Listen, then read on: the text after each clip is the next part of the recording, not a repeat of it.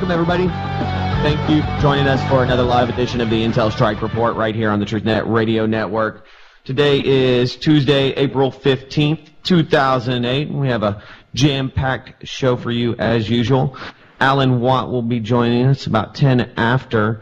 We'll definitely be cutting through the matrix and kicking the capstone of the New World Order's pyramidal infrastructure with Mr. Watt. It should be really interesting, so definitely spam it on MySpace, let everybody know. I know that Mr. Watt put a link to the show on his website as well, so hopefully we'll get some new listeners to TNR and get some good information out there. There is a lot going on that we'll be talking about in the second hour.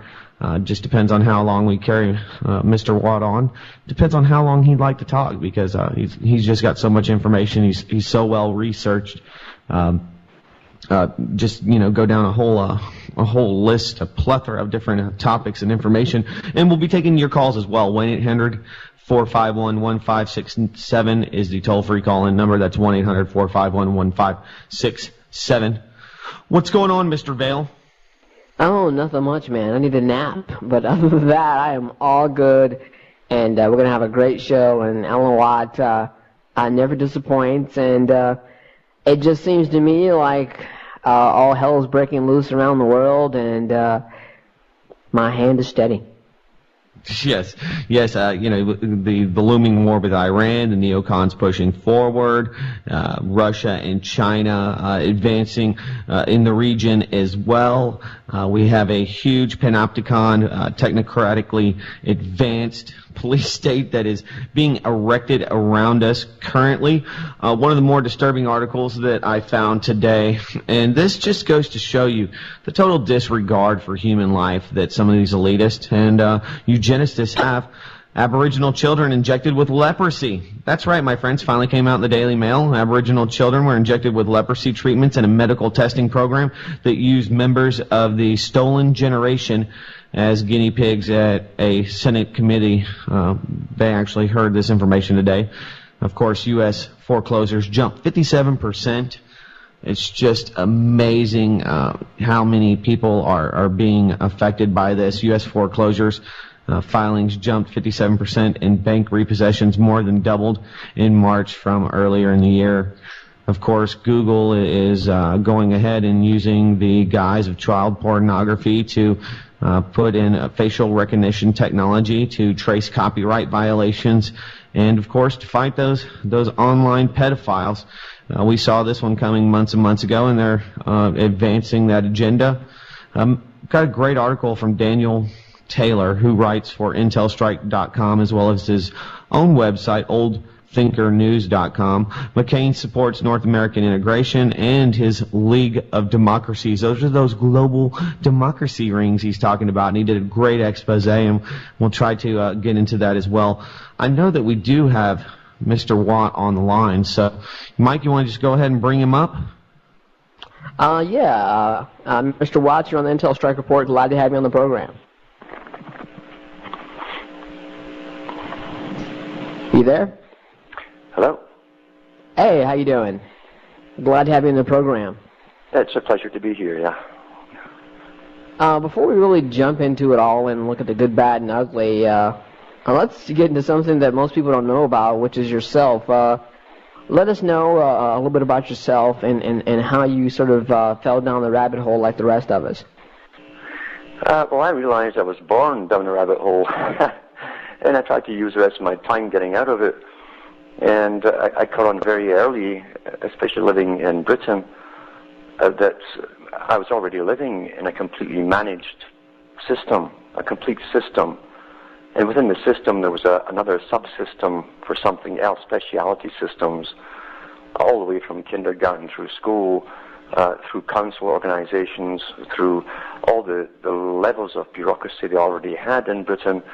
And I realized that really there was very little free choice in anything.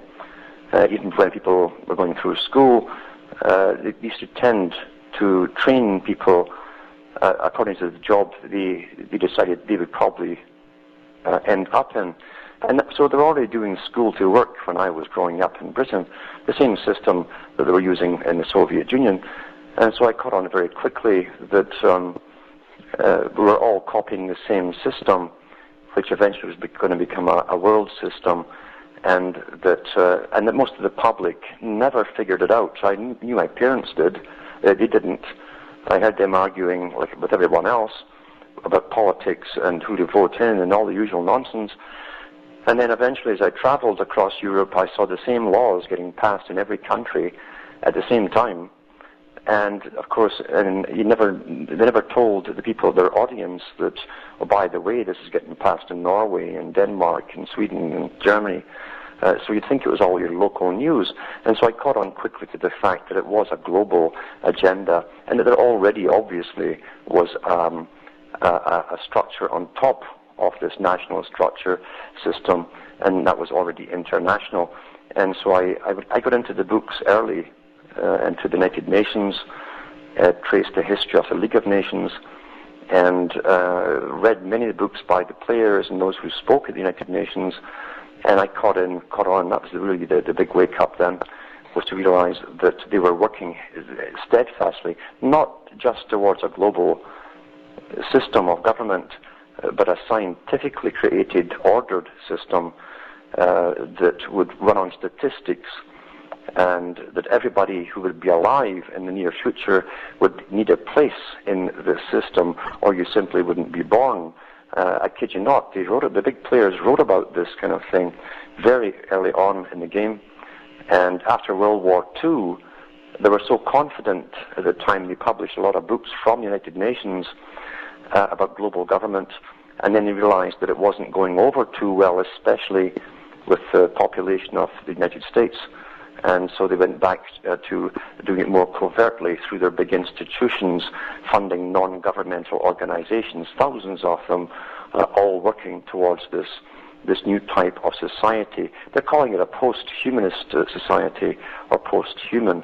And that's the same agenda, by the way, that Adolf Hitler was accused of working towards, the Superman. And the old dictionaries, post-human meant the Superman type system, where you'd be genetically enhanced and so on, scientifically designed, ideal designed for the specific task that you had been created for.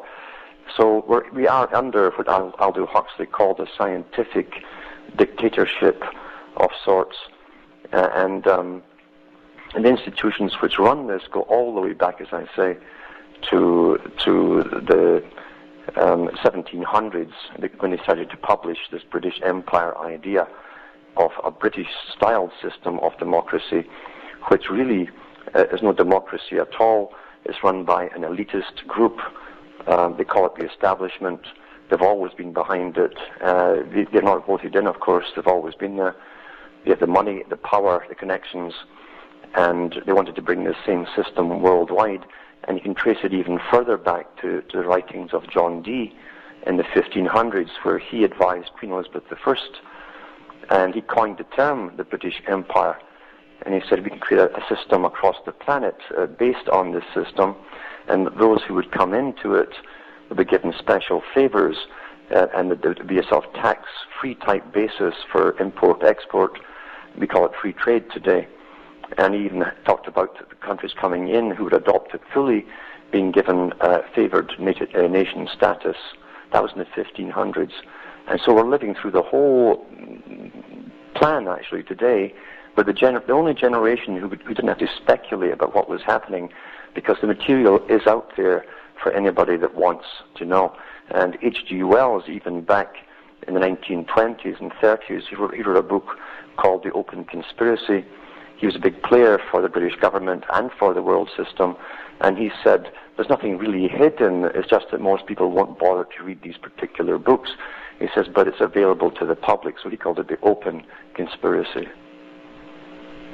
Yeah, it seems like, when we talk about Aldous Huxley, Carol Quigley, they were all open and very happy to see some of these things coming to light.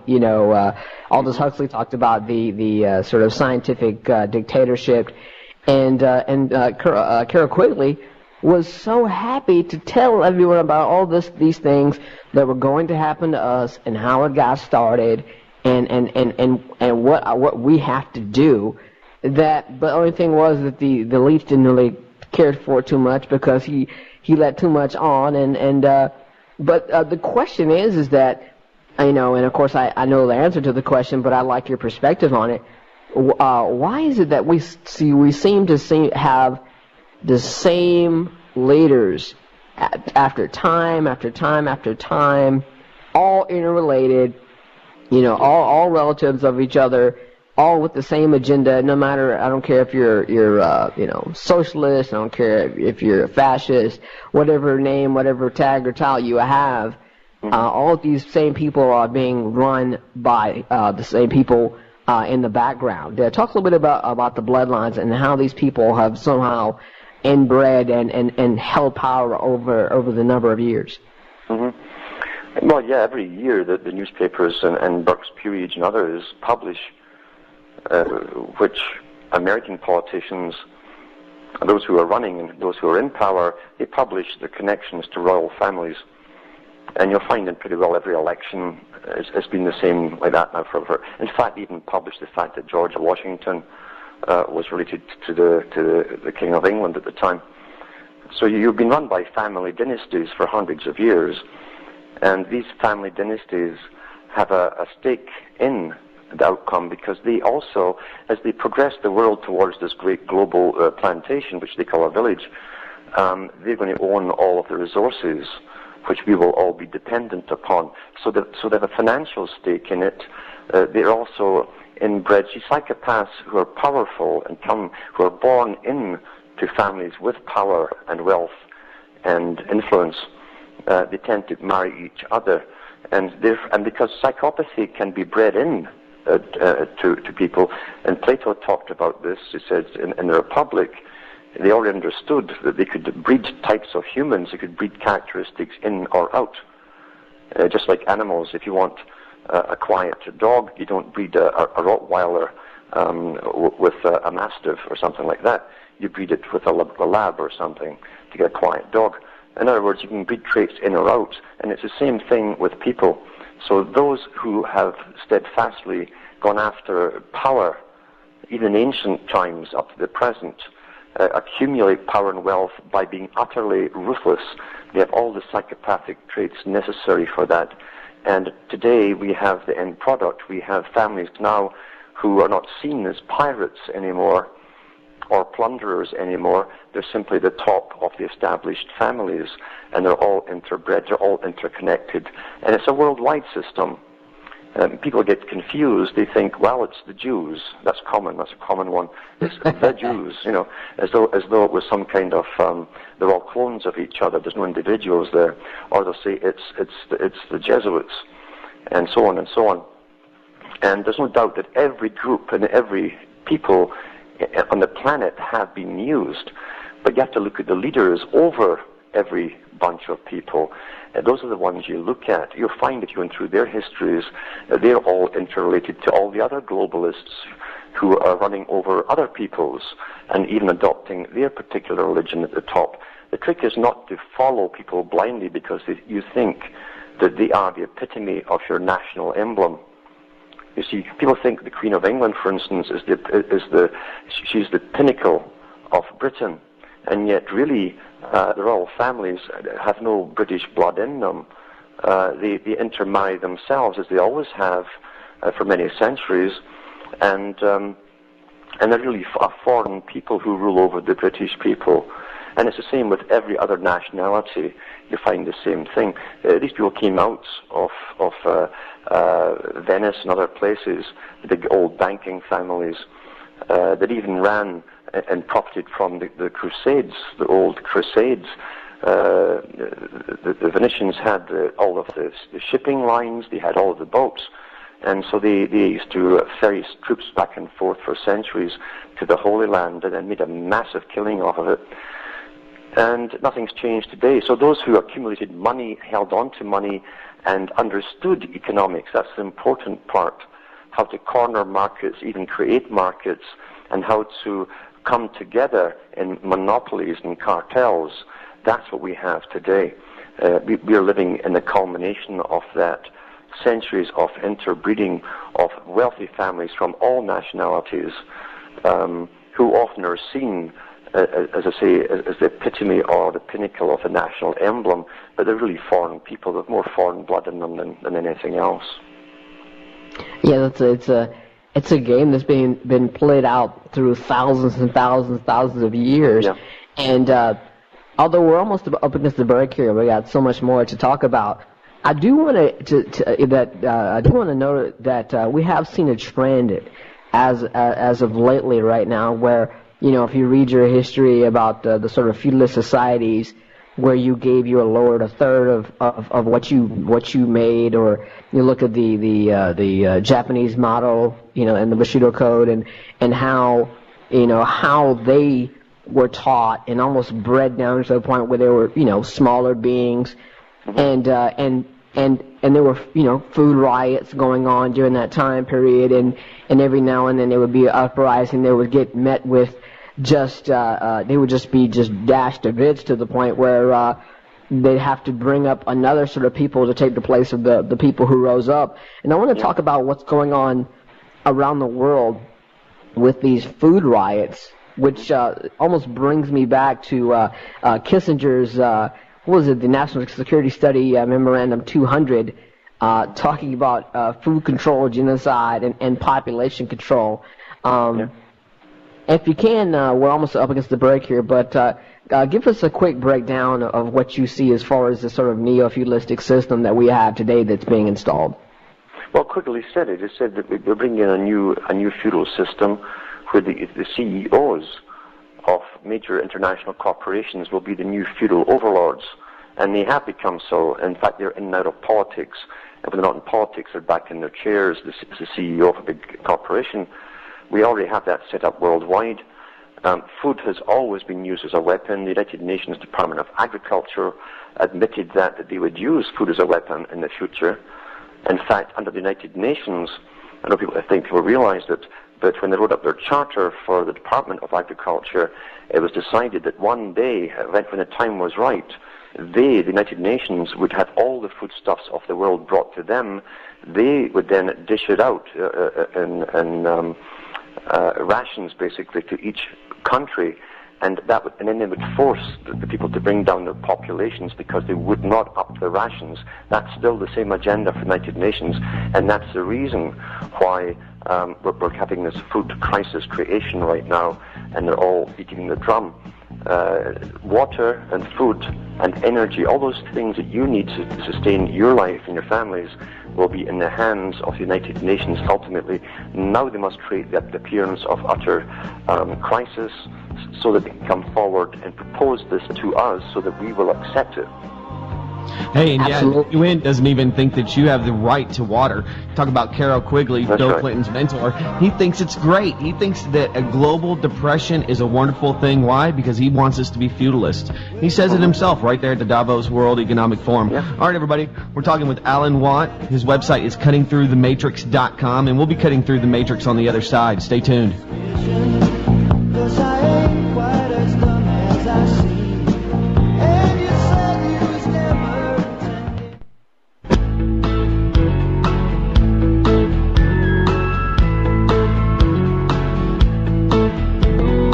Sister cries out from her baby bed. Brother runs in, feathers on his head. Mama's in her room, learning how to sew. Daddy's drinking beer, listening to the radio. Hank Williams sings for Elijah and Dear John. And time marches on. Time marches on. Welcome back to Intel Strike Report. Plus, we have Alan Watt of Cutting Through the Matrix, radio show host on RBN. And we are talking about this neo-feudalistic society, the system that we're being brought under that just seems right now, I mean, we've all been aware of it, of its beginnings and our place in it. But right now, it really seems like they're trying to wrap this thing around our necks. And we were talking about food rations and the UN. And the thing about it is, Alan, which really makes me worry, is that the American people, when they see that there are food riots in Egypt, Haiti, in all these different countries, they're just apathetic and have indifference towards it and think that it won't happen here. And of course, we are seeing the price of food rise, but they don't think that it will get to the point where we become like these third world countries. And I want to talk a little bit about the IMF and World Bank and what's going on around these countries now, where our country, the United States, isn't up to date and to absorb eyeballs. And now, we're being depegged, our dollar's being depegged as well as almost to it should be, to the point where they may start offering us some loans, and we start getting on the bandwagon, and then we go really down to the point of where we become like some of these third world countries very, very fast. Mm-hmm. Well, that's on the cards, and that's why the United States, more than any other country, has spent for 25 years building up an internal army to deal with the chaos that they know will come out at the right time.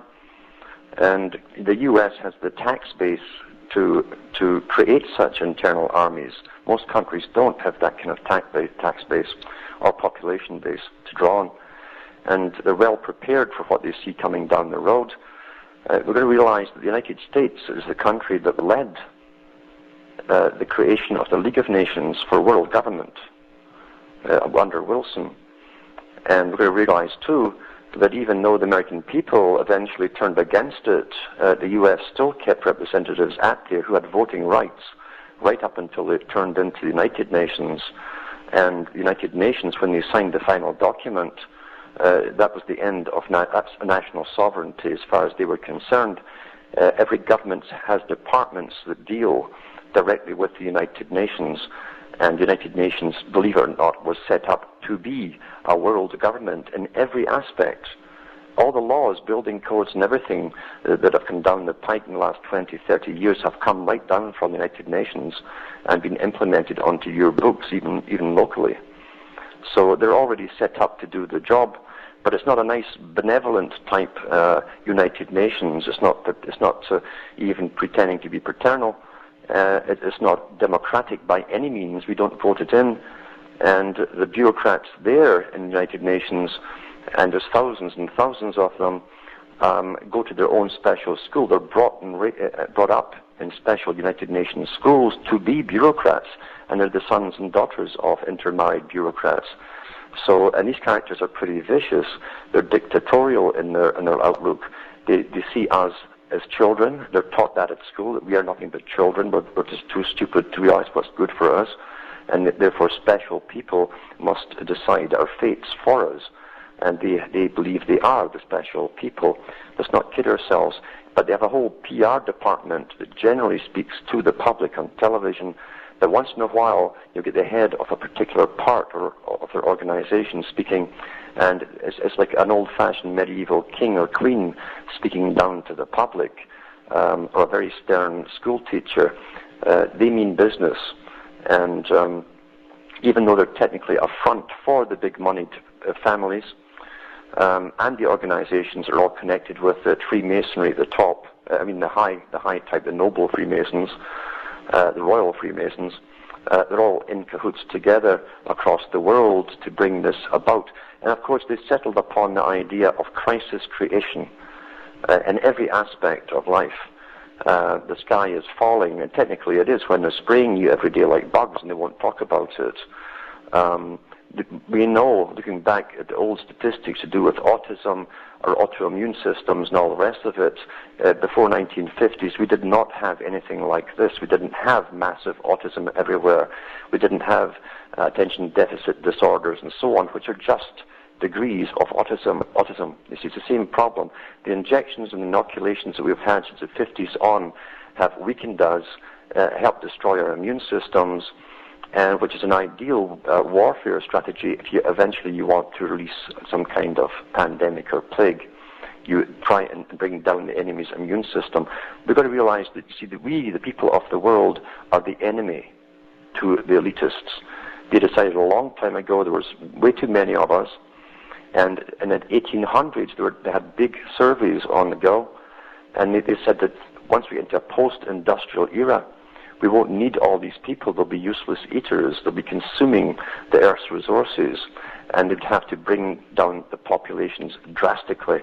And that's been one of their major drumbeats for a long time, is forcible population reduction by any and every means possible. And you referred earlier to Kissinger and that particular bill that he put through. And that's what he said. He said the number one enemy of the state is overpopulation. And that's when the money was advocated towards finding ways to reduce it. And that's when money was allocated to the Department of War, the Warfare Department, to find something which would destroy the immune system of people. We also have the United Nations that comes out every year giving us a very calm report on all their statistics. And they tell us now that the male sperm count of the average Western male is down 75%. We're 3/4 sterile than what we were in 1950. And there's no comment, there's no crisis made about that. And that, the very fact there's no comment about it means it's meant to be. We are being sterilized. Yeah. Oh, sure. I mean, there's also drugs in the rivers and the water that we're drinking and eating each and every day, and it doesn't seem that anybody really cares about it. Mr. Watt, I just want to chime in real quickly because a lot of people, you were talking earlier, feel that they're being forced in the system, and we are. I mean, even today or yesterday, Walmart saying, hey, if you don't have a real ID, we won't sell you weapons, and we see this kind of agenda going forward, trying to coax us into this system by hook or by crook. And we see a lot of these agendas are no longer in secret. This globalist drive, this global agenda is really out in the open. It is an open conspiracy. But now we see a lot of people really buying into this. I was just wondering what you thought as far as China and Russia geopolitically in the future. I see a lot of the Russia has been buzzing the USS Nimitz, etc. They seem to have a lot of vested interest in Iran. The neoconservatives here in the United States seem to really want to push this war in Iran. We have the new spy satellite video. I mean, what do you see coming in the future here? I guess you could say next few months with Russia and China geopolitically with the United States. Well, I'm not even worried about Russia or China at all, because for 100 years the West built up Russia, and China, modern China, was completely funded and built up and instructed and taught by the West for their present role. In fact, the United Nations has declared that China is the model state for the world to copy. Sure. So I'm not worried about them at all. I mean, we know, and lots of books were written at the time when the Bolshevik Revolution took over the first revolution in 1917. The first revolution was 1905, and then the Bolsheviks took over. And basically, since then on, the Western banks, the Western governments kept Russia alive. They could have stopped Russia at any time right up to the very end by simply stopping selling them grain. We had Alberta and other prairie provinces, and the U.S. had the same thing going, feeding Russia right up into the 90s. They couldn't even feed themselves. So why would you feed supposedly your worst enemy? The fact was, it wasn't an enemy at all.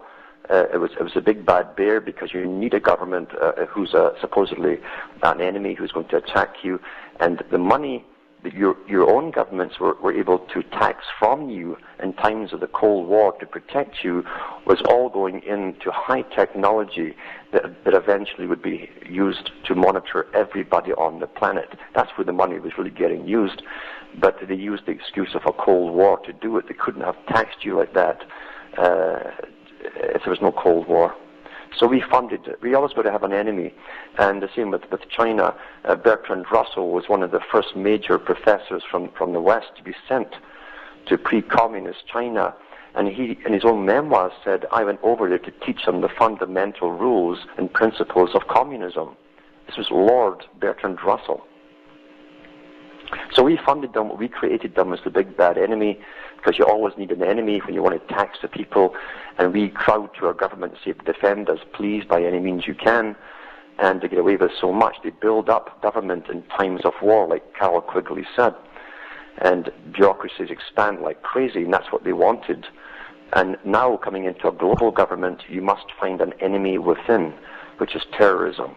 You must always have an enemy, and it could be you, your neighbor, or someone you know. That's how it's going to be in the future for them to keep control. They have to find terrorism everywhere. Well, that's Sure, the sort of game they're playing right now.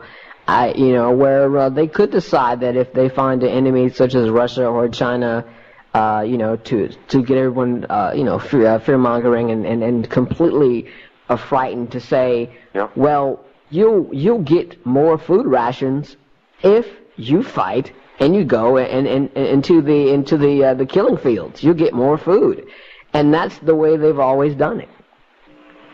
Oh, yeah, and the first thing you do, too, you see what they're really after, and this is the big problem that the United Nations has at the moment, and they've written reports about it, in the transition from a nationalist structure into an international structure, especially with a global army, where you'll have to pull people from all across the world into this army. Now, it was easier for national countries to use tribal emblems, the cultural emblems, and so on, to bind the soldiers together. And it's a hard thing to do for an international, this strange, wishy-washy entity called United Nations.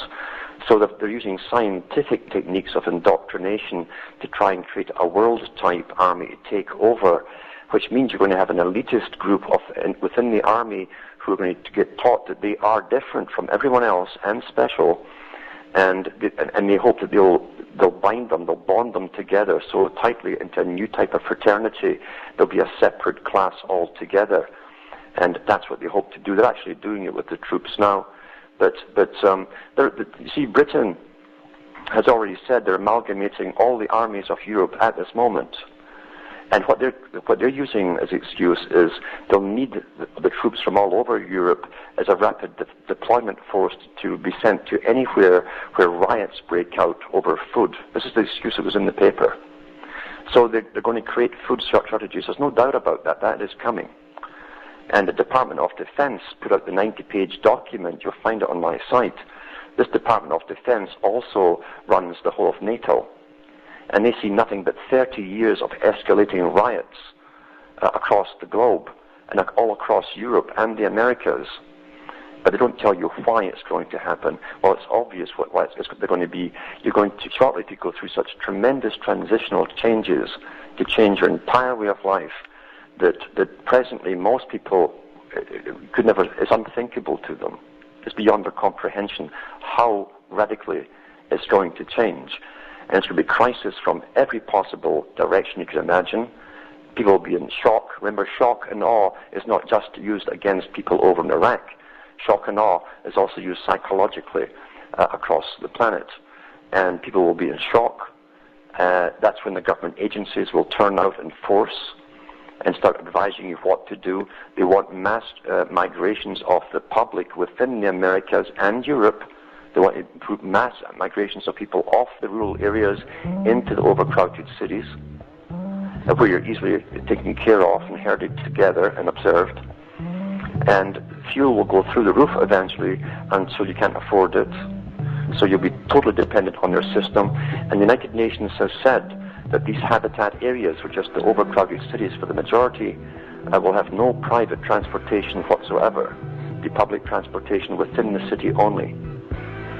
So you're looking at a totalitarian regime of scientific engineering and scientific control by bureaucracies and so on. My friends, it's just one more of the planks of the Communist Manifesto. We're talking with Alan Watt of CuttingThroughTheMatrix.com. On the other side, we'll be getting into a whole lot more. Your calls as well, 1-800-451-1567. Stay tuned, everybody.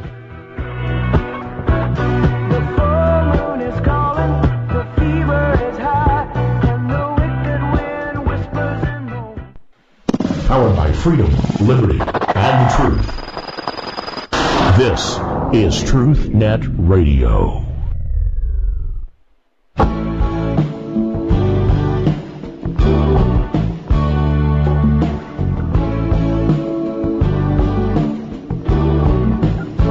Got out of town on a boat from the southern islands, sailing to reach following sea. She was making for the trades on the outside, and the downhill run to Papa Ede. Off the wind on this heading line, the Marquesas. Welcome back to the Intel Strike Report. If you want to participate in this discussion as we are fleshing out the enslavement grid that we're going to be facing in this country and other countries soon, give us a call at 1-800-451-1567. Again, that's 1-800-451-1567. And after the show, we'll have Mr. Watt's information on our website, www.intelstrikeReport.com, where you can dig the podcast, vote for us on Podcast Alley, and so much more. But Mr. Watt, let's flesh out this enslavement grid, because you know what? Like you said, information right now in this age is at our fingertips. The problem with it is that people get a glimpse of what is going on, but they fall into the trap of, oh, it's the Jews, oh, it's the Jesuits, oh, it's because, you know, Bush is in office, and once Bush gets out of office, then when Obama gets in, everything will be great. Let's talk about really some ways that we can almost have a intervention on the radio and get some people away to what's really going on without them being sidetracked on ridiculous issues. Yeah. Well, I think we're going to go back even to read reports from the United Nations, read the reports from all the non-governmental organizations that belong to the United Nations. There's thousands of them out there, all these reports on the future written from the late 40s onwards. And you'll notice that every part of these agendas that they wanted to bring in has pretty well been accomplished, regardless of which country had what political party in power one after another. No party has ever made any change to slow this down or even object to it, which tells you they're all in on it. So the conclusion that I came to is that these parties, these political parties are just fronts, that's all they are. And Margaret Thatcher, when she did her global tour in the 90s, early 90s, like the one at Massey Hall in Ontario, Canada, that was one of them. The title of her speech was the New World Order, the coming New World Order. And she talked about the need to go to war with religious fundamentalism. That was on the books, because in a standardized planet, you cannot have people going their own way and hanging on to their old cultures, and religion is part of that. And that meant all fundamental religions. But she also mentioned that she belongs to a parallel government. She says it's been on the go, it's been in operation for a long time. And she said that a long time, in World War II, they realized that democracy was simply too slow and cumbersome, because there's too many conflicting fights with different parties for power and individuals within those parties for individual power, and they could not get their agenda satisfactorily put through. Therefore, she said that this parallel government was set up, consisting of ex-prime ministers, ex-presidents, ex-high-level bureaucrats from every country. So it's a world parallel system that works towards this integration of the Americas, Europe, the far Pacific Rim region, and into a global structure. But it doesn't end there. It's not for our benefit. It's to bring the planet into a more, what he claims, a more manageable style of being ruled and scientifically managed, rather than having people with individual rights and individual freedoms and choices. That was simply too chaotic from a ruler's point of view. They want to bring it in and get a scientifically designed society. And there are a long ways towards this. They've given us all a standard education. That was part of it. Now your national education system is part of the international education system under UNESCO. So now you have a world of people all brainwashed from birth along the same way of seeing things. That's very, very important, that they all see things the same way. And then it's easier to predict how everyone will react to news, etc., how they'll accommodate their lives towards new crises, etc. So they've been working on us our whole lives long, and our parents before us, and they see it coming into view now. But no political party in any country, regardless of all the hot air they put out, has ever slowed this agenda down one iota. Absolutely. It seems that we have a caller. You're on the Intel Strike with Mike, Doug, and Alan Watt. Me? Yes, you're on the program. Me? Oh, good. Yes, sir. Okay. Well, what I'm getting, I heard Joe talking, and the reason I called, I think Joe, I just guessed. I've been doing this for, not calling in, but I've been listening to you people and people like you work their hearts out. And the government loves creative emails, they love creative banking, and they love creative people. So I'll bet you 10 cents that Joe really did a good show. It burned him up because he's a government worker, and you know how that goes. If you know how that goes, he gets his neck broke if he doesn't do something wonderful by being rotten somewhere. So what I guess, I've got a friend, I can't say who it is, but every day he gets email, and it tells him what a jerk he is and this kind of thing. And instead of understanding, I understand it right off, the government is doing creative emails, is the way I feel about it. But he argues with them back and forth. If you don't like my program, go get another one or something. But it's just sad, because I believe it's the government. How dare us think? Dianne Feinstein says we're not smart enough to think. We can't handle the truth. We don't know all the whole story. No, you old horse trader, what would you call her? We don't know your truth, or you'd be out herding hogs or something. I don't like Dianne Feinstein. Did you have a question for our guest, ma'am? Well, the one I was listening to, I apologize. I didn't get to hear the one that you're talking about. I'm getting the micro effect, but what I was getting was Joe saying to call in, and so I apologize. Whatever is going on. It might be on a different network. Yeah, you might have to say Joel has to show on before us. Like you said, you might be getting a micro effect. We're just talking with Alan Watt about the enslavement grid and how we're kind of being forced into this system by hook or by crook, and they're using everything from taxation to food as a mechanism to quell us into a feudalistic society. Yes. And that's kind of what I was just saying, only I didn't say it. I guess I believe this. The corn is all being. Did you? I sent everybody an email. I hope you got one. There's corn and wheat that have a terrible, dangerous fungus. I wouldn't doubt at all that the government starts the fungus. These people are insane and need to be taken to The Hague for war crimes. These people are insane. And why they're getting away with it bugs me even more, because they've done everything they've done on fraud. Why? How are they getting away with it? Bush got in there on his own false credentials. Please, Mr. Guest, I'm going to hang up now and listen, and I'm very sorry if I interfered in your program.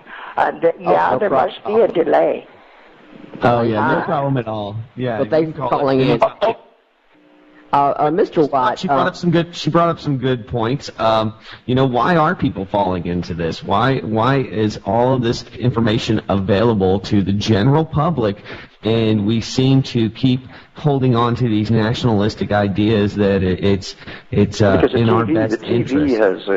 The TV was created and put over in a scientific manner. In fact, people today won't believe anything. They won't even believe their own eyes unless the TV tells them to think about what they see. And when anything's presented on news, on television, it's mixed with Hollywood, it's mixed with sports, it's mixed with the fairs or the bimbos in Hollywood. until it becomes surrealistic. So it's mixed in with horror and families being blown up by mistake in Iraq and all this kind of stuff by the Air Force until nothing is real anymore, and that's called surrealism. This is a scientific design of a form of mind control. And if you saw the movie Network, they really put across in its intensity there. The television really is designed as an indoctrination tool. And when you have the majority of the public, which we do, watching the same news worldwide, because it all comes through AP and Reuters, the same news, then you're standardizing the indoctrination so that when, like Brzezinski said, shortly the public will be unable to reason for themselves. They will expect the media to do the reasoning for them, and they have no topics to discuss except that which was downloaded to them on the previous night's news. Well, you see, that's happened already. And therefore, even with the spraying in the skies, which has reached astronomical levels in every country, and people are getting sick too, they're really trying to hide this up big time. They can't help but it will break shortly because there are people dying with this stuff or breathing in. But as long as it's not on the news, people will not think about it. They'll believe the media before they'll believe their next door neighbor or their own eyes. So they are the end products of brainwashing. We're seeing the end products of brainwashing on a huge global scale happening right now. Yeah, most definitely. I think that's. Well, I was just gonna say, I think that's why it's all an open conspiracy. Is that you could look at a book like somebody like Aldous Huxley, and people will actually read that and try to legitimize it and say, well, maybe people aren't smart enough. There's this knock and talk thing going on. I don't know if you've heard about it, where they're actually going to people's homes and asking them if they can come into their own home and search for weapons. And people are just, oh, this is a great idea. It's wonderful. I mean, if you're worried about a weapon in your home and you pay the bills, shouldn't you look in that room? But so many people are just looking for a savior, and I think that, Mr. Watt's exactly right. We're all infotained and chemically lobotomized for the most part. And they're bringing it all out now. They're really not. Well, they said that they would. They said they'd have to lobotomize by chemical, viral, or other means the brains of every individual, and it could be done quite easily through inoculation. They can target specific areas of their brain, and they discussed this at the United Nations back in the 70s to bring world peace. And they said when this happens, the public will be unable to think for themselves, but they won't have to because the state will be doing they're making decisions for them. And I personally think this has happened to an awful lot of people. They have no personal survival abilities. They cannot think for themselves, and they're also, here's the key to it: people who have become dependent upon the system. They're completely dependent on the system, like a paternalistic system, where there's a big brother above you or lots of big brothers in business suits dealing with all the world's problems on your behalf. So you're told to be like a child, just go out and play, and don't inquire into the first and last meanings or causes of things. Leave it to us. Well, we've done that, you see, and we have adults today, and even old people in homes who are technically immature. They've never grown up and had to face major problems because there's always been a society or an agency ready to step in and deal with those problems on their behalf. That's happened. We're dependent, a dependent society. It is like, oh, don't think. We'll think for you. Don't worry about, one little bit. And, of course, we are chemically lobotomized. I mean, hey, we're drinking fluoridated water. The food we eat is no longer natural. There's no vitamins in them. People don't read books anymore. They don't even read newspaper or magazines anymore. I mean, people see you at the bookstore and they think you're some yuppie or some person who's trying to think that they're smart when you're just trying to educate yourself. Of course, they would prefer that you get your education from the school, but that's another subject altogether. But after the break, I want to talk a little bit about how farther this enslavement system will go. I mean, we're all living in compact cities right now, and you mentioned transportation. That's another part of it. And what happens when we get to the point where Well, these people can't even deal with the fact that there's no food for them to eat unless they go to war in Iran or wherever else, and they have to rely on the government for everything. And we'll talk about that after the break. This is the Intel Strike Report on TruthNet Radio with Alan Watt. We'll be back after these commercial messages. We're back, everybody. The Intel Strike Report on the TruthNet Radio Network, and the two hosts are Doug Owen of BlacklistedNews.com and me, myself, Michael Vail of Thought-Criminal.org. And we are with Alan Watt of CuttingThroughTheMatrix.com, a radio show host in his own right on RBN. And the topic is the enslavement grid, this neo-feudalistic enslavement grid, where we are being reduced down to the point of being peons on a global plantation or being global sharecroppers. And let's talk a little bit about the shape and format of this enslavement grid. It seems that so many people live in compact cities. No one really lives in the rural areas anymore. It's like we're all in this global, I don't know what you call it, a sort of a global community where we're all behind these little gated communities, and no one wants to talk to their neighbor. But let's talk about what's coming next and some of the things that will take place that when you know that this enslavement grid is really wrapped around our necks. Well, you're definitely going to see in the future rationing coming, and that'll be part of it all. Remember, this is a war. We could understand it's a war, but in their higher meanings, it means a war on the public of the planet, you see. And in all wars, you have refugees, for instance. And those refugees will be people flooding into the cities, will be forced into the cities through economic inabilities to purchase the gas that they used to use for travel. Food will be made more expensive unless you grow it yourself outside, and that's going to be forbidden eventually, by the way, without special licenses, even to grow your own crops. And they want you all into these super cities. And the United Nations had talked a few years ago about the creation of super cities. And from then on, you saw the amalgamation of the main cities with all the smaller ones that they were next door to. That was the creation of super cities, which are the new habitats for the peasantry, because there's to be 2 or 3 different classes of habitat areas. For the elite wealthy ones, they already have sales for them in habitat areas, very expensive homes, all the mod cons, solar panels, etc., everywhere. And they will be for the high-level bureaucrats and so on that won't live with the people, and maybe some of the higher levels of police, etc., that will be necessary, and teachers to keep the system going. Like Stalin said, you must first of all grab the minds of the young, because this is an ongoing project. So you must pay the teachers well, give them a better living standard. Then you go for the military and police, and then your higher-level bureaucrats. So they will be living apart from the rest of the public within these cities, which will eventually resemble Soylent Green scenario, the movie with Charlton Heston. Everything will be rationed, and it's not the end of the story. We always think there's some sort of end to this. We are the never-ending story. We are the building material for the scientists to then go ahead and create different kinds of humanity over 100, 200, even 500-year period to serve the elite better. New individuals that will be specifically designed for their tasks. And Plato talked about this 2,300 years ago, the creation of specially purpose-built humans for the specific tasks. And they've gone further, of course, with genetics. That's why the drive for genetics has been going on, not to cure any disease. They want disease. They want to bring the population down. The whole genetic push is to create new kinds of specially designed, more efficient humans like the Borg.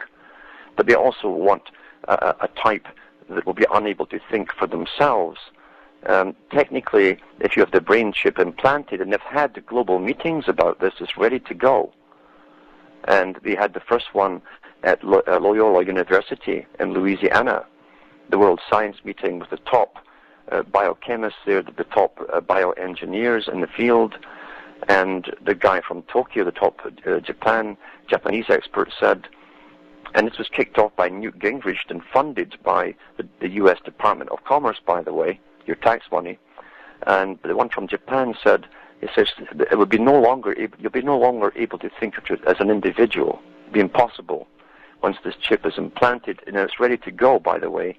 And now they have to just simply indoctrinate the public that it's a good thing and get them to want it. And so they've started to put it into novels and books and movies as a great thing, so the youngsters are very impressed by it. But in reality, you will no longer be you. You'll be programmable for any task. No matter what you've been trained to do, you could be downloaded overnight and be a surgeon the following day for a few days, and then a plumber the next. And they think this is a great thing to do. But that's not the end of it. Eventually they want to literally create from scratch a complete new servant class. They'll be very efficient and very intelligent as far as being educable, but they'll be unable to reason or think for themselves and make personal decisions, or even think I'm unhappy. We've had on a number of different scientists in the fields of AI, biotechnology, nanotechnology, and I mean, right now they're talking about where they have already made synthetic DNA, and they're trying to make synthetic embryos, and get to the point where some of them have actually emitted synthetic life forms that can do a number of tasks. And you're absolutely right. This is here. This is not something that they can't create that synthetic life form just yet, but they plan to, and they're going towards that. That's the whole thing. And of course they have to make sure that a good amount of us die off. And another thing that we haven't mentioned is that in order to make sure that these people are happy in their servitude, as Aldous Huxley likes to say a lot, there have to be some trinkets and baubles, and a number of things that I've seen in technology, some of which have been holograms, creating some sort of holodeck for people so they can feel as if they go on vacation, although they're not going anywhere, and some of these BCI brain-computer interfaces that will just change their minds completely and rearrange their minds to the point that they think everything is wonderful, and although they're living in hell. Well, even the BBC did a documentary, and this is why the push is on for virtual reality. And of course, Microsoft's got different levels of departments working on different types of interfacing the human brain with the computer. And one of the lower levels, they've got a little ring you put around your head that's coming out shortly, and they'll interface with the computer to give you the sense of being in the virtual reality scenario. You'll have a feeling of presence. And on a much higher level, they've already got it built into the rim of the screen, and so you won't need one on your head at all. But of course, we know it's all gearing us step by step, like the mice traps, as they say in marketing. You put a mouse trap out there, and you step into it, and then it doesn't trip, so they give you a better one, and you think that's safe too, and that doesn't trip. But once you're in the third one, it trips, and you're caught. That's how they discuss the public. They call it a better mousetrap. And that's what the Internet is for. It's not for our benefit. The Internet has enabled them to get the greatest amount of data collection on every single one of us. All the viruses and Trojans that were collecting all your address book members and so on was to find out your circle of friends. Then they analyze them to see if they're of a similar mind as yourself. And then they categorize you and subcategorize you and so on, because knowledge is power. Because in a world of totalitarianism, then every subject must be completely predictable. They must know everything about you. But yes, the brain chip is ultimately the goal. And then when the brain chip's on the way, one population will work very well for them. And then hopefully they think they'll come out with the new types of specifically ideal designed creatures to serve them better. Oh, yeah, and that's why Mike and myself, we really do get into the nuts and bolts of all this technology, and we cover a lot of news on this show that is directly related to what we're talking about and actually documenting it, because, this technology is coming out mainstream. We have no idea what they actually have, but the emitted technology, the neural interfaces, the cybernetic neural implants, they're there. And, from all the different researchers that we've talked to, futurist, transhumanist types, they believe in this. They believe it's a religion, almost, Yes. in that we have to use this. But hold on a second there, Alan. We do have a call on the line. Caller, you're on the Intel Strike with Alan Watt. Hello, gentlemen. This is Mark in Wisconsin. Hey, recently I downloaded some talks from the Master Mason Manly P. Hall, and I think that he was talking to the profane, the uninitiated, third-degree Masons and below. And he spoke about what a mess finance was, what a mess science was, what a mess industrialization was. And he finally, at the end of each of these talks, he said, what we need to do is give all the power to the real thinkers. And it seems to me that the real thinkers are the recipients, the ones who are making all the money off of all this mess to begin with. And his answer is to centralize more. When we can see that centralization right now in just about everything going on, I mean, as far as food, as far as industry, as far as science and finance, the more it gets centralized, the more messed up it is. So he's leading his fellow Masons down this path of destruction. Mm-hmm. Yeah. But if you read the old Masonic books, they're identical to the Communist Manifesto. And Albert Pike promoted the same things, end of private property, etc., etc. And Pike made no bones about it. So it's a pun, no bones, but he made no bones about the fact. He said that an intellectual elite should be able to guide the world. Why should you have to go along with the same rules that were used for everyone else, the lesser types? And that's been an old religion for an awful long time. We've had, in fact, the Scottish Rite of Freemasonry, remember, is called the Rite of Perfection. You'll find the same Rite of Perfection going back to the Albigensians and the Cathars in the Middle Ages, this group that paralleled the Catholic Church at the time. And they had two categories, the ordinary people, but they also had the perfecti that ruled over them. And the perfecti could do anything that they wanted. They'd reached godlike status, and therefore the rules that they made for the lessers no longer applied to them. Well, this is the same rite, actually. It's gone down through the centuries. And Manly P. Hall also said that they should bring the world together in a form of global interdependence. He wrote that in the 1930s, long before it was used by the United Nations. Yeah. Right. He also said that our children need to be indoctrinated into a global system at a very early age. Yeah. He also said that they needed to set up schools for politicians, for the real thinkers. That's right. Margaret Thatcher said the exact same thing in the 1970s, because they started to publicly fund the private school system, the Ivy League types in Britain.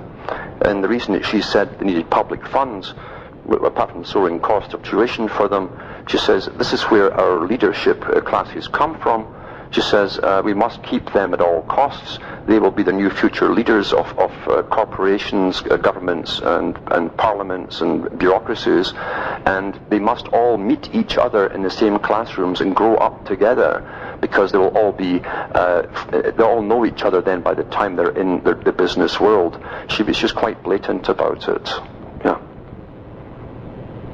So right now, basically, he's talking about just the lifting curtain on the oligarchy that already exists. Exactly.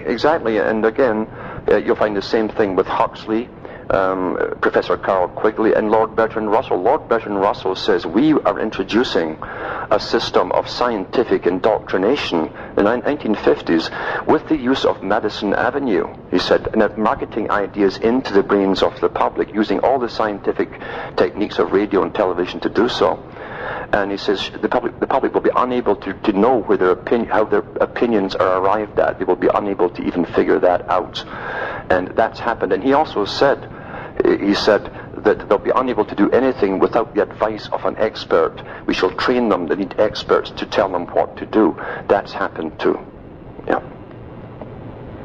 And people see that every night on the news. I mean, they give you the news, and then they give you these professionals who interpret the news for you. Yes. Thank you very much, but I don't need an interpretation of the news. Mm-hmm. I can understand these things myself. Yeah.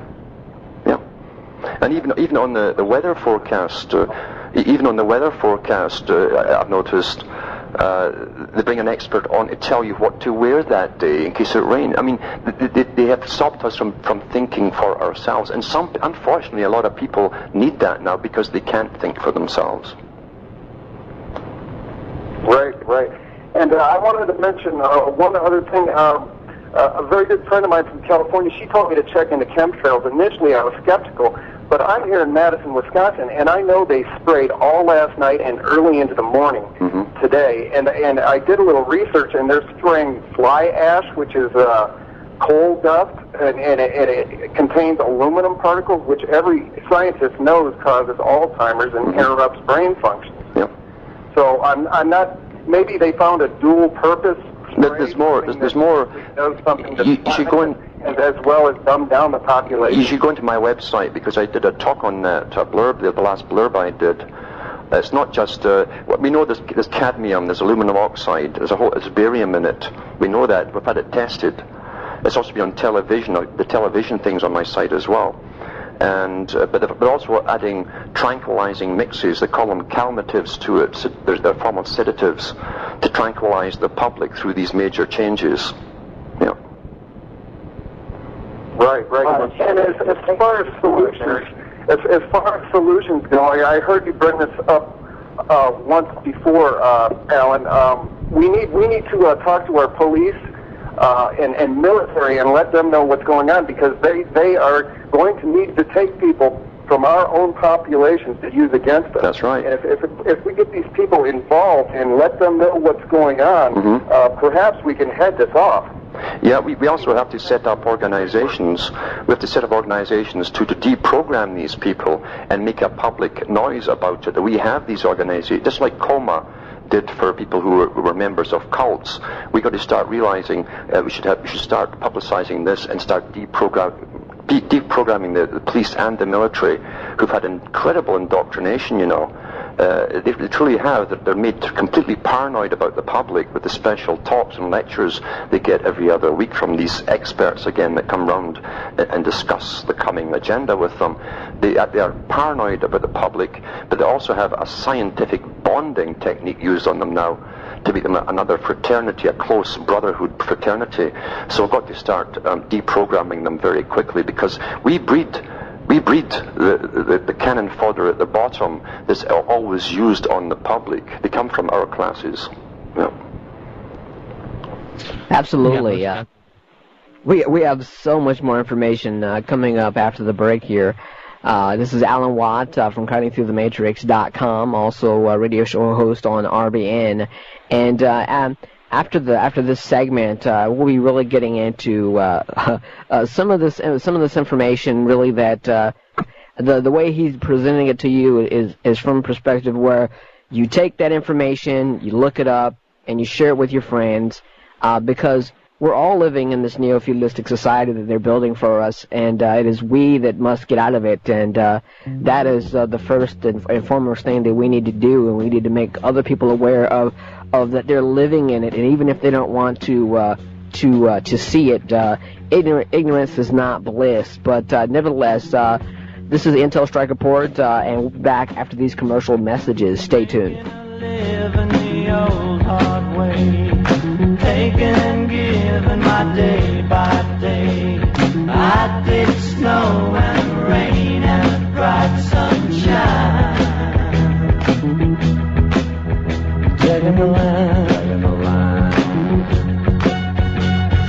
My dog Sam eats purple flowers. Ain't got much for what we got sours. But we dig snow and rain and bright sunshine.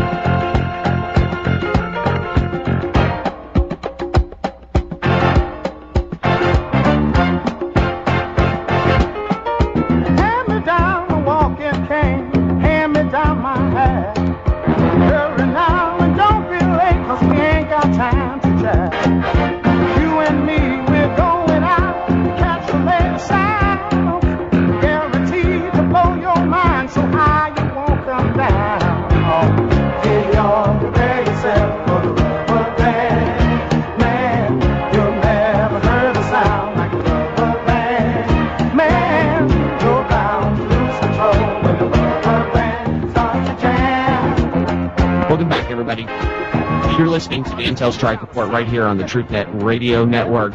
If you'd like to join Mr. Watt, Michael, and myself on air, you can give us a call, 1-800-451-1567. You can also join us in the TruthNet Radio chat room. This is an interactive show. You can ask questions directly from the chat room as well. If you have a little stage fright and you don't want to call in, go to truthnetradio.com, and there's a link that says chat. All you have to do is pick yourself a username and come on in and join the discussion. And Mike and myself try to pay attention to it during the offs and ons. So we will definitely get to it and ask Mr. Watt if you would like. So the caller beforehand, Mr. Watt, mentioned chemtrails. And chemtrails, there has been a lot of news lately about them. You were talking about KLSA, talking about in Louisiana, actually putting barium in them and actually spraying it across the skies in Louisiana. I mean, this is all coming to light now.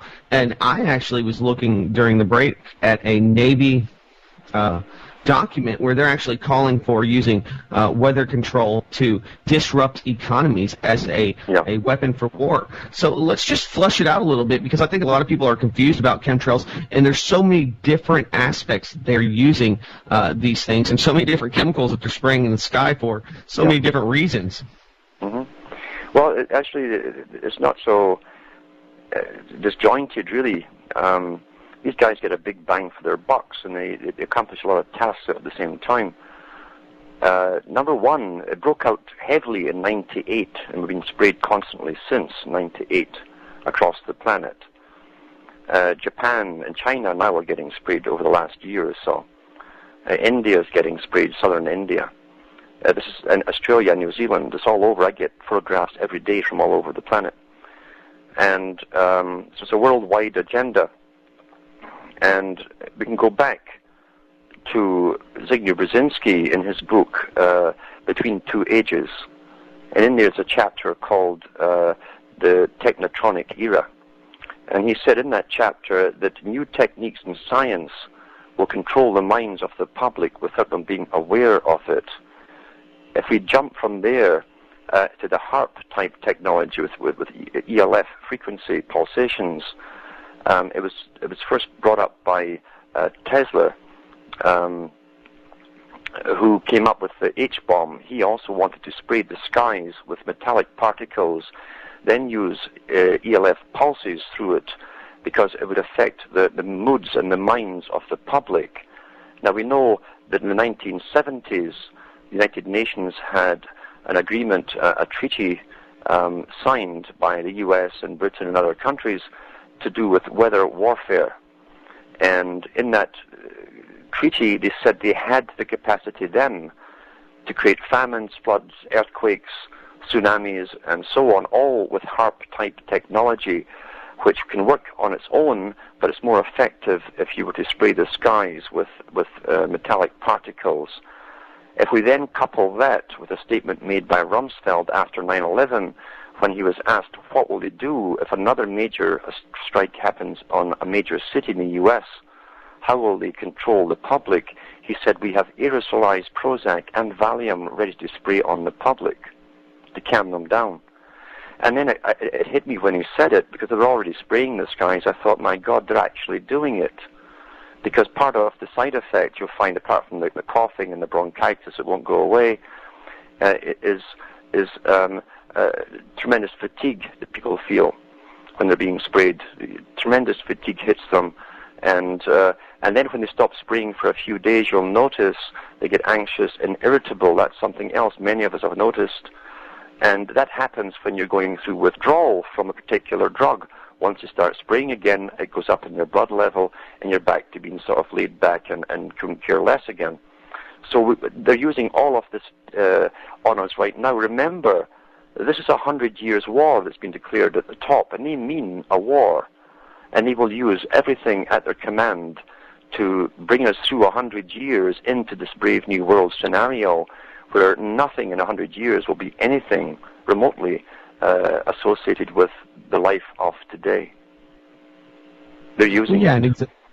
Exactly, and a lot of people, they don't realize that right now. I mean, this is something that just blew me away. USA Today is actually talking about seeding clouds. They're doing this all over the Midwest and actually getting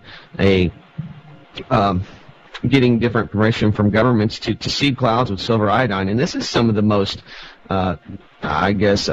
less disastrous chemicals that they're actually putting into the atmosphere. But when you get into barium, I don't know if you're aware, but they actually use barium with the X-class radar system to actually track movements and get topographical imagery. So this is multifaceted. And there's, when you look up in the sky and you see a plane spraying something, it's obviously not a contrail. It's really hard to tell because you have all sorts of weather warriors out there. You have atmosphere geoengineering going on by scientists. All of this technology and science is unregulated, even here in the United States. But let's just go to San Francisco.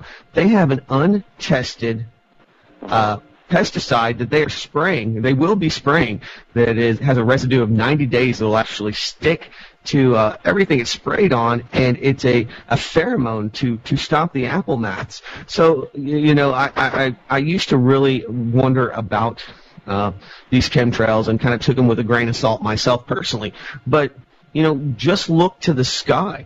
And, I don't know all the science behind it. Maybe you do as far as, being able to determine what they're spraying, but they are spraying, and a lot of it. And, FOIA requests keep coming out by all of these different environmental groups, just pointing out that, yes, they've been doing this. The Ho Chi Minh Trail during Vietnam, they're proud to say it now, and it's part of the record. You can find it in the NSA archive that they were actually flooding out the Ho Chi Minh Trail. I mean, seed clouding technology is really, really old. It's just, this is now becoming passé. It's just like a lot of these things are really starting to unveil this technology to us. Mm-hmm.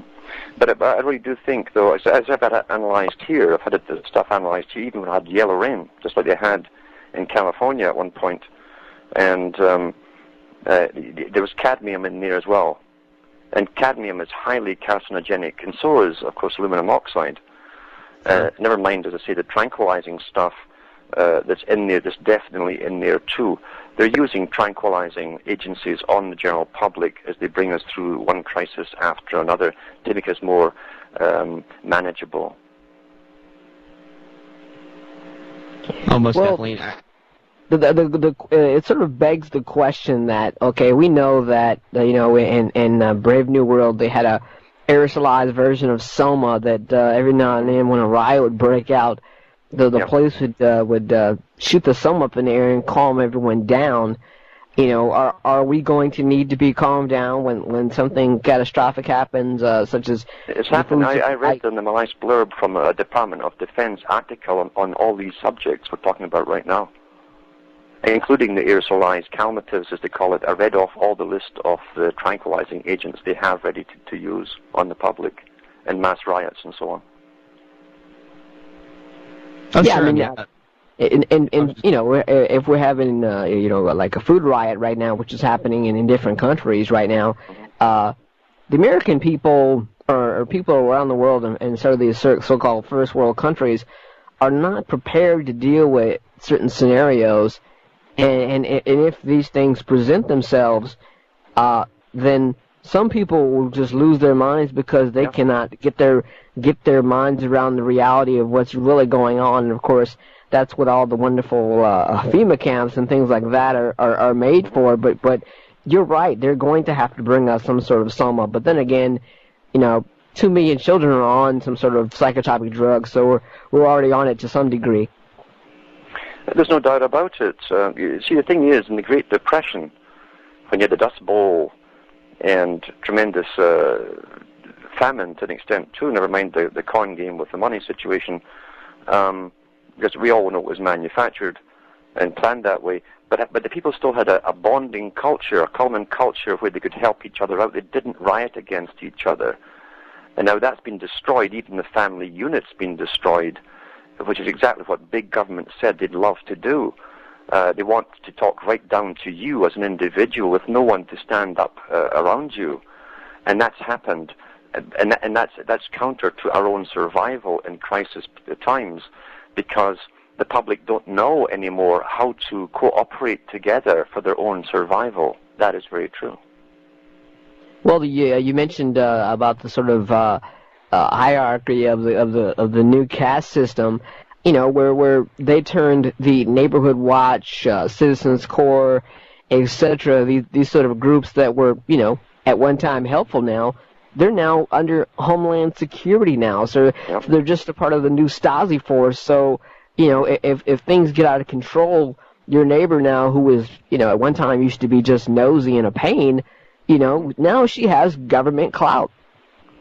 You have to realize that Lenin and Stalin, who were the creators of the Soviet system, and Soviet means ruled by councils, but also meant by organizations, NGOs, non-governmental organizations, and Children's Aid and all these organizations blossomed in the West. The reason for it being the big think tanks that worked for the Western countries looked at the Soviet system, the Great Experiment number 2, and the Club of Rome, for instance, one of the premier think tanks on this particular area, wrote in The First Global Revolution, the title of their book, the founders wrote this, that 30 years ago it looked around for something to bring the planet together, and they said that only during warfare do people help each other out and come together and do what they're told.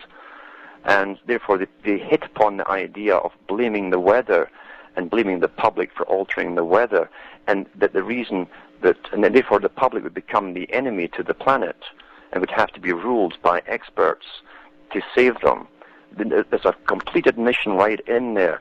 And they also said that the Western countries favored the collectivist Soviet system as a better and easier way to rule the public. So it's a sort of several different layers of psychology that are being somewhat embedded into our psyches now, where we're now the problem. It's not an outside problem; it's an inside problem, and essentially we are the problem. That's correct. Therefore, we'll have to do what we're told. And under a collectivist system, it's much easier for bureaucracies to deal with us individually and collectively, rather than a system where you think you have free individual rights and so on.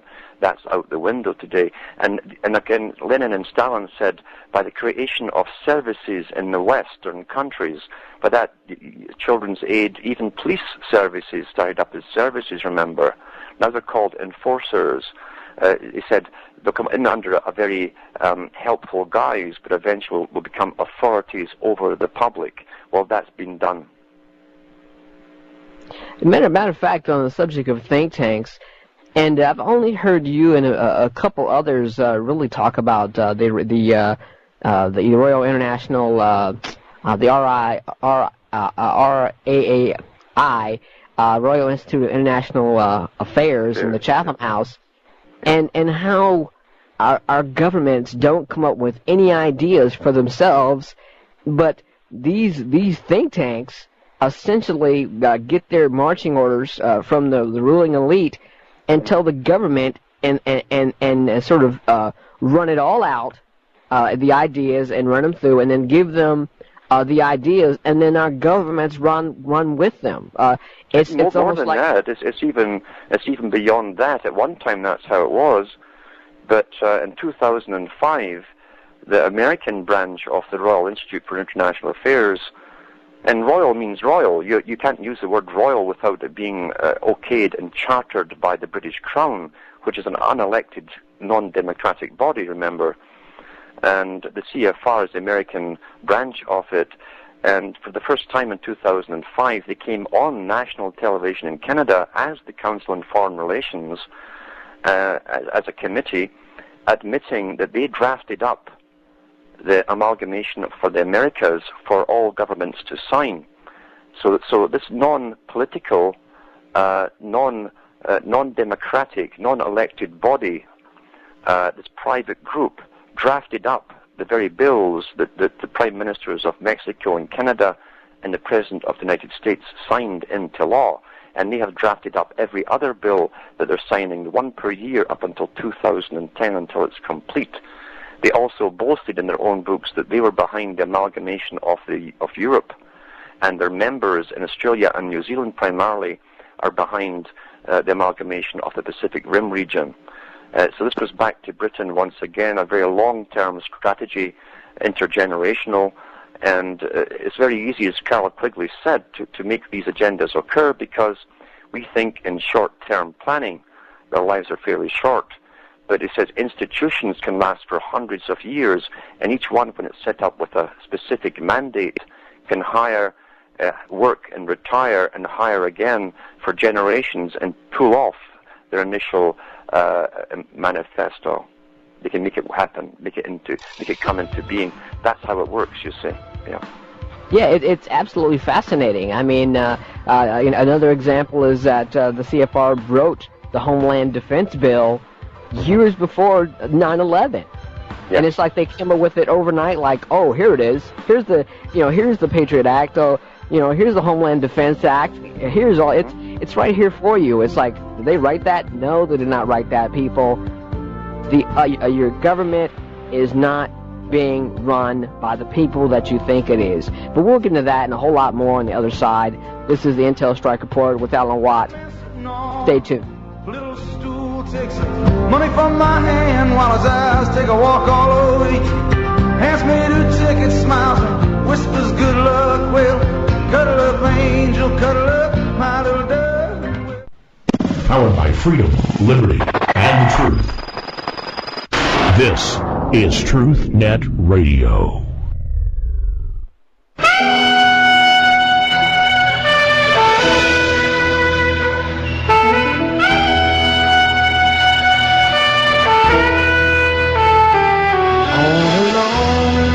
Some highway east of Omaha, you can listen to the engine moaning out his one-note song. You can think about the woman or the girl you knew the night before. But your thoughts will soon be wandering the way they always do when you're riding 16 hours and there's nothing much to do. And you don't feel much like riding, you just wish the trip was through. Final segment with Alan Watt. Intel Strike Report on the Truth Net Radio Network. And we've all gotten education here. I want to thank Alan Watts for coming on. And in the final segment, we've really talked about think tanks, but I want to flesh this out a bit, and so people can understand where these governmental policies really come from. Mm-hmm. Well, as I say, a long time ago, an awful long time ago, they were having meetings in Europe from the 1700s, in fact, on amalgamations of power. And you got to understand that even then, since the 1500s, big corporations were already underway for the first time. They call them international corporations, like the British East India Company, the Dutch East India Company, and various other ones. And they realized that the time would come where they'd all amalgamate, they'd have to amalgamate or have ongoing wars. And they were discussing at that time how they could control a world population 200 years ago and the problems they were likely to face. And so they set up, as I say, this real government. Democracy never existed. It was a front from the beginning because they knew that the top, through studies, that every 4 or 5 years there would be riots from the public or revolutions. So they gave us the ability to vote every 4 or 5 years. And that way it put off or postponed revolutions. We don't vote new people in. We vote the old ones out. That's what you do in a democracy. You're so sick of them, and you just simply vote them out and then hope for the best with the next bunch. It's a con game, but the elite never disappeared, and they never stopped working with their own circles, as they call them, their own circle of friends. And they formed these front foundations, big foundations, that would have the appearance of being charitable organizations and tax-exempt. You have in the States, you have the Ford and the Carnegie and the Rockefeller and many others all working together. And sometimes the board members of one are also the board members of another. And they have the non-governmental organizations, well-funded non-governmental organizations, which they set up, in fact, and in finance. They have pension plans, they have office towers and all the rest of it, these supposed non-governmental organizations, who then lobby on behalf, supposedly, of the public and demand that the government pass certain laws on this and that. The government then steps in and plays its part and says, we're happy you asked for this, we've got a bill ready to go. This is how the con game works. So the elite actually rule the world through foundations and the funding from thereof that go to the non-governmental organizations that have some sort of semi-official standing now simply because they've been around for a long time, but they're non-elected. This system we live in is not a democratic system by any means at all, any shades of grey or whatever. It's non-democratic.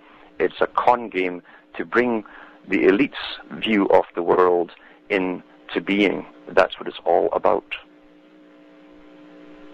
Yeah, a lot of people think that, if you elect one person in there and they think that will change the world, we put one Ron Paul in and overnight the world will change, and we have this fascination with being a very, very speedy and a speedy process to change the world, but that's not going to happen.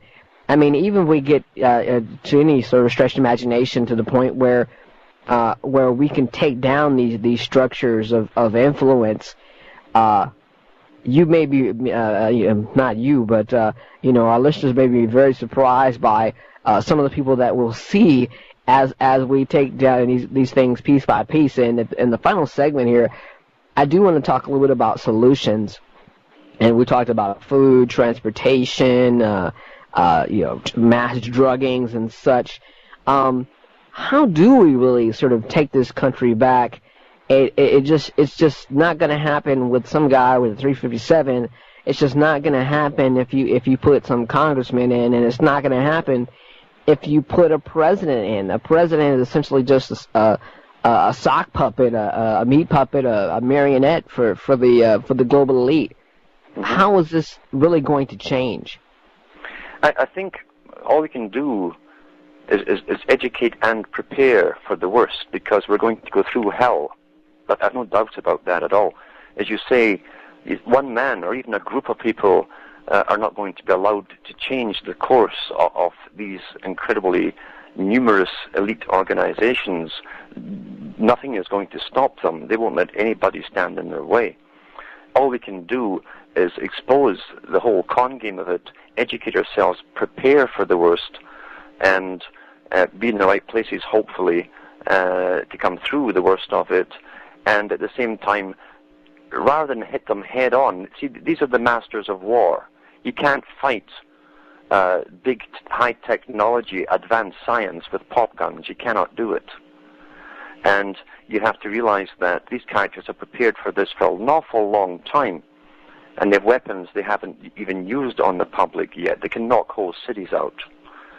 So you can't fight them. They'd love you to hit them head on. As I say, they're the masters of war. They've had thousands of years of this chess game. You have to try and deflect it from their agenda to some other direction, which will be scary too, because you don't know what the outcome will be. But I think it's worth taking the risk and retaining our individual abilities to think and reason for ourselves, because we know if we go along with them where they're going to take us, which is a form of total annihilation. It's almost like the imprisonment of the soul, you might say, or the destruction of the soul. It's not happy that they own your body. They want to destroy the soul within. And therefore we have to deflect off in a different direction, but we will go through hell on the way. There's no doubt about this at all. These guys are ruthless at the top. They've been doing things to the public which are, there's no tyrant in history ever been accused of that even had the ability to do what they've been doing with us through the inoculations, through the poisoning, and so on. We're dealing with mass murderers here who are cold, very calm, very sophisticated. They might even be very nice and generous to you on a one-to-one basis, but they're psychopathic inbreds nonetheless. And we're dealing with utter ruthlessness in a very cunning fashion. Make no mistake about that. These guys will not back off. And they also, through their think tank scenarios, constantly play war games. And they've already done one on the food crisis, by the way. They did it in 2002. in the United States, a whole internet war game at the Pentagon to find out where the riots would break out, how to deal with them, and all the rest of it. So you got to remember, they will be ready for what you think is the obvious type of retaliation. You can't go that way. They're ready for it. You have to go a different route, and you have to start bonding. And see, we've already been under attack. As I say, the family unit's almost gone. And people don't know how to bond together, and that was part of their long-term warfare strategy, to destroy that part of it. Those who have the ability to get out of cities would have to do so, because in a city you're totally dependent upon the system within the city. You have no means to survive independently in a city, at least if you're outside the cities. And if you can live on very little and take a bit of what some people think is hardship, personally I think is peace and quiet, you certainly will live a lot longer. And prepare by collecting the foods and so on, and the dried goods, etc. You need to get through the hard times, which you know are coming. Food and water will be used as a weapon. There's no doubt about it. Absolutely, and I thank you for coming on the program, and I know you do a full-time show 3 days a week, so thanks for coming on the program and really getting down to the bone on some of these issues and letting people know what they're facing. It's been a pleasure. Yeah. Just before give out some websites and some information so they can find out more about Alan Watt and how to cut through that matrix. Yeah, going to the previous talks, there's lots of data and documents I've read off and so on. You'll find them at cuttingthroughthematrix.com, and you can go into Alan Watt Sentinel.eu for transcripts too in different languages of Europe. Well, thanks for coming on the program, and thanks for taking the time out with us, and it has been a pleasure. Thanks for having me. All right, there goes Alan Watt, cuttingthroughthematrix.com. Man, it's just a book of knowledge, Mike. You look at all the news that we cover on a day-to-day basis, and he has hit all of the topics that we go through day to day. I mean, when we talk about the technology, the enslavement grid, he just gave you. We've just got a 2-hour rundown on the agenda and where he sees a lot of this going, and I have to agree. And I think that we need to flush out a lot of this information for the listeners, because too many of us, even in the Patriot movement and the Truth movement, whatever you want to call it, the alternative media, are still in this paralysis phase. And I know it's almost becoming a cliche, and I say it all the time. You definitely know what's coming. People have the insight listening to shows like this as to what's coming, because we bring you the talk from the think tanks, from the Club of Rome, from the military-industrial complex center, so that you can gauge how much time that we do have. And I think that's why Mike and myself cover a lot of the technology, because that is the infrastructure that they have to have in place before a lot of these agendas will go forward. But there is no time to spare, my friends. If you are still thinking about preparing, you should have been doing it for a long time ago, and all of us, I myself am sometimes a procrastinator, and just recently I've really been putting this thing into full swing. Food will be used as a weapon, Mike. Yeah, absolutely, and I think what was really, really important is that he made you understand that your government doesn't come up with squat. They make no plans. Everything is given to them on a platter by these non-governmental organizations and think tanks and such.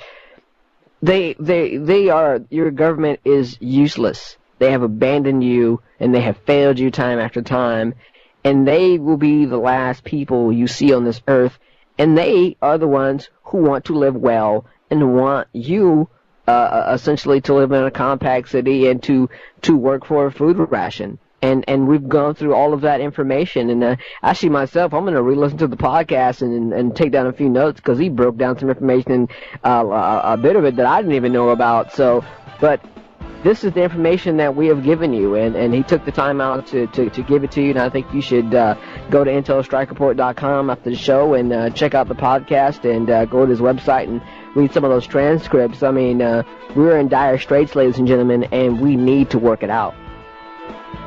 All right, everybody, stay tuned. Lee Rogers is coming up next right here on the TruthNet Radio Network with a Live Free or Die radio show. Stay tuned. We'll see you guys tomorrow. Have a great evening.